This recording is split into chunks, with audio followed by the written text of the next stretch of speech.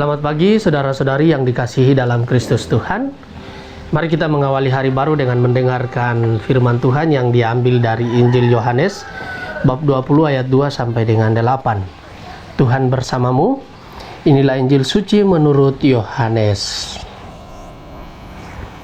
Pada hari Minggu Paskah, setelah mendapati makam Yesus kosong, Maria Magdalena berlari-lari mendapatkan Simon Petrus dan murid yang lain yang dikasihi Yesus.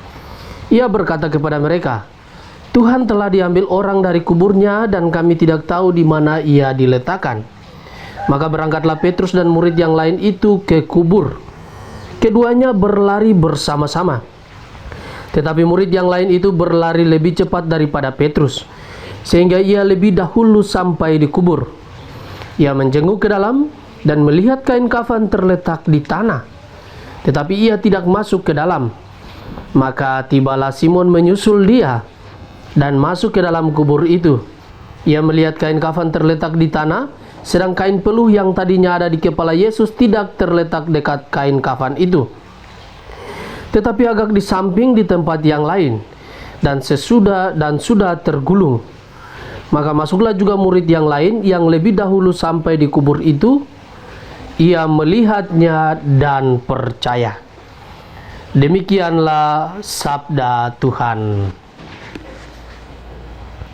Saudara-saudari yang dikasihi Kristus, tema yang akan kita renungkan pada hari ini adalah berkaitan dengan dia melihat dan percaya. Bapak Ibu, saudara-saudari yang terkasih dalam Tuhan kita Yesus Kristus, hari ini kita merayakan pesta Santo Yohanes Rasul dan Penginjil. Apa istimewanya Yohanes? Yang pertama, namanya punya arti istimewa, yakni Allah Maha Baik. Kedua, ia mempertanggungjawabkan kebenaran warta atau kesaksiannya. Ia menulis apa yang telah ada sejak semula, yang telah kami dengar, yang telah kami lihat dengan mata kami, yang telah kami saksikan dan yang telah kami raba dengan tangan kami tentang firman hidup. Itulah yang kami tuliskan kepada kamu. Tidak ada trik, tidak ada hoaks, juga tidak ada tujuan ataupun agenda lain selain supaya kamu pun memperoleh persekutuan dengan kami dan sukacita kami menjadi sempurna. Peristiwa kepergian kedua murid ke makam terasa ironis. Mereka telah mendengar pengajaran Yesus semasa hidup tentang kematian dan kebangkitannya. Namun demikian, betapa kuatnya daya kesedihan dan kedukaan mengaburkan ingatan, pengharapan dan iman mereka akan janji kebangkitan dan kehidupan kekal. Mereka berpusat pada kematian. Tetapi di sanalah akhirnya mereka mengalami cerahan dan kembali ingat akan sabda Yesus. Kesadaran dan ingatan ini mengantar pada kepercayaan bahwa di dalam Allah tidak ada kematian, melainkan hanya hidup. Allah kita adalah Allah yang hidup dan selalu menuntun kita pada kehidupan. Kehidupan di dalam dan bersama Allah inilah yang mendorong Santo Yohanes Penginjil untuk bersaksi melalui pewartaan lisan dan tulisan-tulisannya. Berkat kesaksiannya, kita pun boleh menemukan kesadaran iman yang sama bahwa Allah kita selalu hidup dan hadir bersama kita dalam kehidupan kita. Bapak Ibu, saudara-saudari yang dikasihi dalam Tuhan kita Yesus Kristus, seperti murid yang dikasihi Yesus, kita pun diajak untuk tidak terpaku pada apa yang kita lihat. Tidak terpaku pada peristiwa, kesulitan dan permasalahan yang kita hadapi. Tetapi kita mau melihat dan mengimani semuanya itu dalam terang sabda Tuhan. Apa rencana dan kehendak Tuhan di balik semua peristiwa tersebut?